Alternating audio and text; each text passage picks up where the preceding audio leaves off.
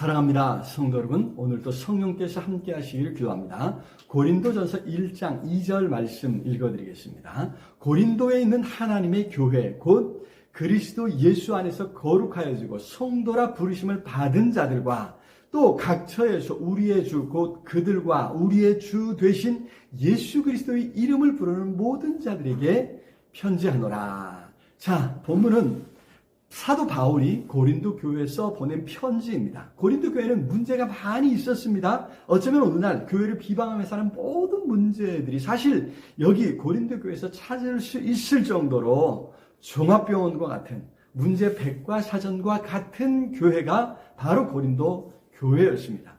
고린도 교회 교인들은 이런 문제들에 대해서 우리가 어떻게 해야 합니까? 물었고 사도 바울도 염려하는 가운데 그들에게 써보낸 편지였던 것입니다. 자, 현실 세계에 존재하는 교회는 이렇게 여러 문제를 가질 수 있습니다. 흠이 많다는 것입니다.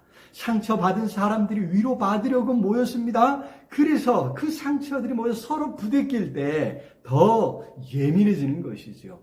더구나 아직 치유되지 못한 상처들뿐만 아니라 아직 고쳐지지 않은 죄악의 옛 습관들까지 그대로 드러나는 것이 교회라는 것입니다. 자, 그런데 비록 고린도라는 현실 세계에 있지만, 그래서 문제가 많이 있지만 여전히 하나님의 교회라는 것을 잊어서는 안 됩니다. 현실 세계에 뿌리 내리고 있지만 여전히 교회는 하나님께 소유된 하나님의 교회입니다. 교회의 모든 문제의 해결책도 하나님의 손에 달려있다는 것이겠죠. 인간 지도자가, 아니 그 속에 있는 구성원들이 때로는 교회를 어지럽힐지라도 궁극적으로 교회의 주인은 하나님이십니다. 교회를 세우시거나 교회를 고치시는 분은 우리 하나님이시라고 하는 사실을 잊어서는 안 되겠지요. 그래서 모든 문제를 하나님의 손에 의탁하는 것입니다. 사실 하나님께서는 이미 교회를 거룩하게 하셨습니다. 그것이 여기 거룩하여지고라고 하는 말에 나타나 있습니다. 이 말씀이 수동태라는 사실, 우리가 거룩함을 이루는 것이 아니라는 말입니다. 거룩함은 사실 우리의 힘으로 도달할 수 있는 것이 아닙니다. 거룩함은 오히려 하나님께로부터 주어지는 것이지요. 우리의 노력 여하에 따라 거룩해지거나 거룩함을 빼앗기는 것이 아니라 주어진, 그래서 우리는 태생적으로 거룩한 존재인 것입니다. 더구나 성도라 부르심을 받은 것입니다. 성도, 거룩한 무리라는 말이죠. 교회는 거룩하여진 사람들이 모인 것입니다. 마태복음 18장 20절에 예수께서 두세 사람이 내 이름으로 모인 곳에는 나도 그들 중에 있느니라 말씀하셨습니다. 두세 사람이라도 모인 그곳을 우리 주님께서 특별한 관심을 두시고 애정을 가지신다고 하는 사실이죠. 교회는 이처럼 하나님의 사랑과 관심이 집중된 곳이라고 하는 것입니다. 마지막으로 각 처에서 우리의 주, 곧 그들과 우리의 주 되신 예수 그리스도의 이름을 부르는 모든 자들이라고 했습니다.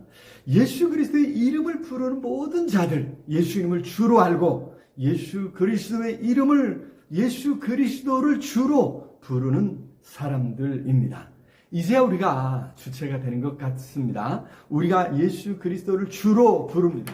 주인이라고 부르니까 소속이 달라졌음을 보여주죠. 전에는 죄와 사탄이 부를 때에 달려가서 죄 가운데 살았습니다. 하지만 이제는 예수 그리스도의 부르심에 언제 어디서든지 아멘으로 화답하며 달려가 순종하는 것입니다. 그런 사람들, 그런 교회인 것입니다. 이것이 교회의 실체입니다. 이런 교회 안에 있음에 감사하고 교회의 이런됨에 감사하고 교회를 더 사랑하며 교회를 세우기에 힘쓸 수 있기를 바랍니다.